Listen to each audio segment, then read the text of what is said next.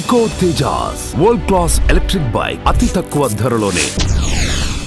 అత్యాచారం కేసుపై హర్షసాయి స్పందన ఏంటి అని అందరూ ఆసక్తిగా ఎదురుచూస్తున్న సమయంలో ఆయన నోరు విప్పారు. సోషల్ మీడియా వేదికగా హర్షసాయి స్పందించారు. డబ్బుల కోసమే తనపై ఆరోపణలు చేస్తున్నారని, త్వరలోనే నిజాలు బయటకొస్తాయని చెప్పాడు.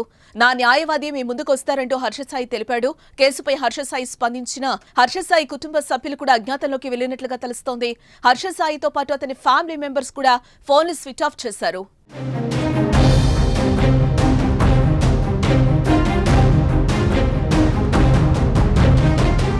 ఇటు పేదలకు ఆర్థిక సాయం చేసి ఆ వీడియోలను తన ఛానల్లో అప్లోడ్ చేస్తూ తనకంటూ ఓ గుర్తింపు, మంచి పేరు తెచ్చుకున్న హర్షసాయిపై ఓ నటి మంగళవారం ఫిర్యాదు చేసింది. తనపై అత్యాచారం చేశాడని, నగ్న చిత్రాలు సేకరించి బ్లాక్మెయిల్ చేశాడని ఓ యువతి నార్సింగ్ పోలీసులకు ఫిర్యాదు చేసింది.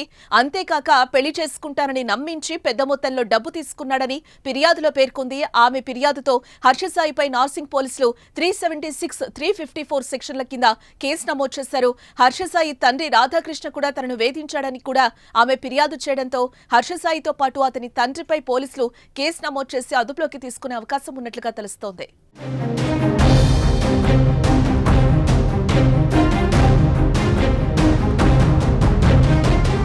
బాధిత యువతి హర్షసాయితో కలిసి ఓ సినిమా కూడా నిర్మించినట్లుగా సమాచారం. ఆమెకు సొంత ప్రొడక్షన్ కూడా ఉంది. శ్రీ పిక్చర్స్ బ్యానర్ లో హర్షసాయి హీరోగా మెగా అనే మూవీని బాధితురాలు నిర్మించారు. బాధిత యువతి బిగ్ బాస్ ఓటీటీ కంటెస్టెంట్ గా చేశారు. హర్షసాయిపై యువతి ఫిర్యాదుతో తెలుగు రాష్ట్రాల్లో సంచలనంగా మారింది. హర్షసాయి కేవలం తెలుగు రాష్ట్రాల్లోనే కాదు, దేశవ్యాప్తంగా పాపులర్ యూట్యూబర్లలో ఒకరు. ఆయనకు లక్షల్లో ఫ్యాన్స్ ఉన్నారు. వారంతా ఇప్పుడు కేసు నమోదు కావడంపై హర్ట్ అవుతున్నారు. హర్షసాయి అలాంటి వాడు కాదంటూ సోషల్ మీడియా వేదికగా స్పందిస్తున్నారు. ఇటీవల ఆయన బెట్టింగ్ యాప్ ప్రమోషన్స్ చేస్తున్నారంటేనే దుమారం రేగింది. మళ్లీ ఇప్పుడు యువతి ఫిర్యాదు చేయడంతో చర్చనీయాంశమైంది. మరి ఈ కేసులో ఎలాంటి మలుపు తిరుగుతుందో చూడాలి.